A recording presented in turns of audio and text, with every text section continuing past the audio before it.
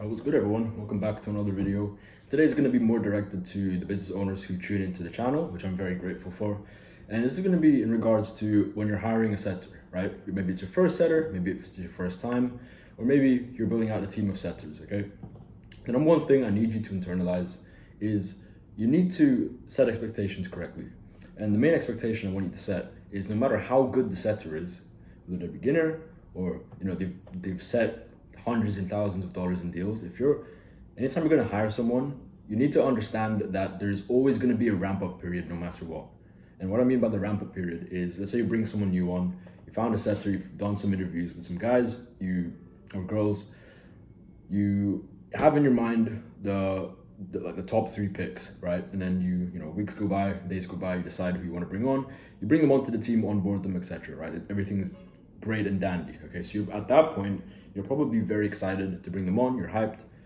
But what you need to internalize is the ramp up period.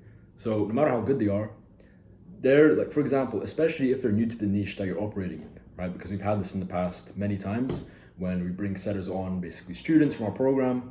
We place them, because one of the things that we do is we place them into an offer, right? We place them to an offer and we teach them how to land their own offer, how to catch their own fish. So they're covered in all angles here, okay? So, let me adjust the camera. So, especially if you're new to the niche that you're operating in, there's going to be a ramp up period no matter what, okay? And at that point, you just have to, it's nothing wrong on your end, it's nothing wrong on their end, it doesn't mean they're crap.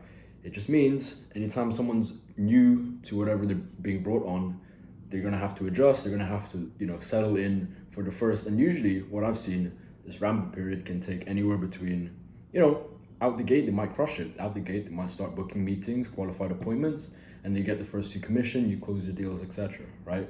And for others, maybe they're a bit of a slower learner. Maybe they're just having a hard time grasping the niche that you're operating in, okay? And it's not just niche too, we can go into other components, but pretty much the ramp up period I've seen can take anywhere from 0 days, so that obviously, as I said earlier, they could crush it right out the gate, all the way up to 30 plus days, so a whole month before they start like really getting in the flow of things and they start actually producing consistent results. And at that point, no matter what point they are, no matter how long it takes for them, you need to be patient and you need to be guiding them the whole time. You need to be not babysitting them, but you need to be basically looking after them. Okay, you're the business owner, you're brought on a team member, standard protocol. I'm sure you know exactly what you're doing, especially if you've hired people before. Okay, you know how to do that. But just don't get disheartened when a setter comes on and maybe they're not booking calls, or producing results like in the first week or two, right? That's gonna happen sometimes, but if it doesn't happen, don't get disheartened, don't get discouraged, don't even think about firing them or letting them go. One of the things that I've seen from business owners in the past, their churn rate is so high because they don't see results within the first, they're impatient basically. They're impatient, they don't see results right out the gate. Therefore, in their mind, they think it's a red flag, and then they let them go. When if you just given them, and if you just nurtured them properly, a couple more weeks, maybe even a month or two, right? Again, people are on different spectrums here. People say all the time that you'd rather hire someone who maybe doesn't have as much experience, but has the character traits that you're looking for. Because you can always teach skills, you can always teach expertise, right? But character traits are very hard to replace. So if you have person A who maybe is not as experienced, but just on the interview and the whole vibe that they gave off, for a fact they're going to be a killer team member, then now it's your responsibility to nurture them correctly, train them correctly, whether it's with your SOPs, your frameworks, or even my frameworks that you use on my YouTube channel. Okay, either way works, but character traits are a lot harder to replace than expertise, basically. Right? And because you can also have an expert, you can also have someone who's very skilled, but let's say they're lazy, let's say they have an ego, let's say they're inconsistent. Then you know the answer, okay? So that's the main thing I want to get out of this video is if you're a business owner and you are hiring a setter or bringing on another setter to your team, this goes for high ticket sales too, for closers, etc. You're going to be there to nurture them the whole way, show them the steps, be patient with them, keep communication at an all-time high, right? Be proactive, communicate back and forth, okay? Especially in that first ramp up period, in that first week, second week, third week, whatever.